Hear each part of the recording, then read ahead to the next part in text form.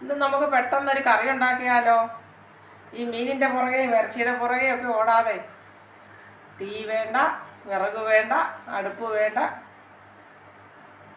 പെട്ടെന്ന് നമുക്ക് തയ്യാറാക്കാം നല്ലൊരു കറി. അതിന് ആവശ്യമായിട്ട് ഞാനിപ്പോൾ ഒരു സവോള എടുത്ത് പൊടിയായിട്ട് അരിഞ്ഞത്. നിങ്ങൾക്കിപ്പോൾ ആവശ്യം അനുസരിച്ച് എടുക്കാം, എത്ര ആൾക്കാരാണോ ഉള്ളതനുസരിച്ച് എടുക്കാം.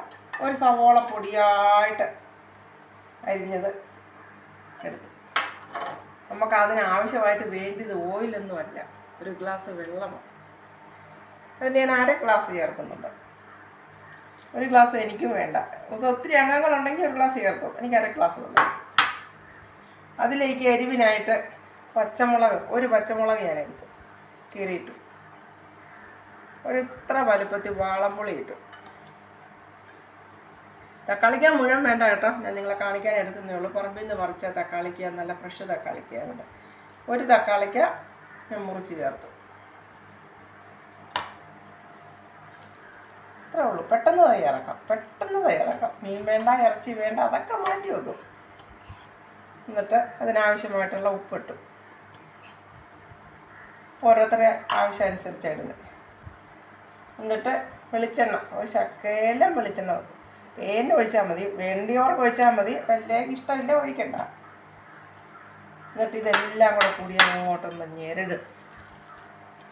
ഇതെല്ലാം കൂടെ ഈ പുളിയും ഈ തക്കാളിക്കയും ഈ ചെറിയ സവോളയും പച്ചമുളകും ഉപ്പുനീരും ഉപ്പുപൊടി വാളംപുളി എല്ലാം കൂടെ അങ്ങോട്ട് തിരുമ്മുക. ഇപ്പം മനസ്സിലായ കറി? മീനും വേണ്ട, ഇറച്ചിയും വേണ്ട.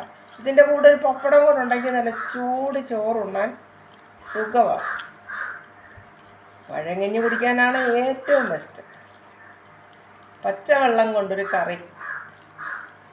മനസ്സിലായോ? എല്ലാവരും ഇങ്ങനെ ചെയ്ത് നോക്കണം കേട്ടോ.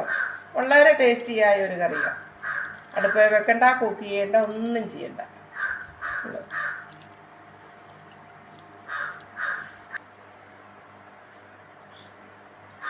നല്ല അടിപൊളിയായിട്ട് ഞാനിപ്പോൾ ഇച്ചിരി കഞ്ഞിക്കകത്തോട്ട് ചേർത്തൊക്കെ കുടിക്കുമ്പോൾ പഴങ്കഞ്ഞിയാണ് ഏറ്റവും ബെസ്റ്റ്. ഞാനിപ്പോൾ ഇതിനായിട്ട് തന്നെ ഇച്ചിരി കഞ്ഞി മാറ്റി വെച്ചത്. അതൊക്കെ ഇങ്ങനെ കോരിയിടുക, അങ്ങോട്ട് ഞെരടുക, കഴിക്കുക. എന്തൊരു ടേസ്റ്റാണെന്നറിയോ?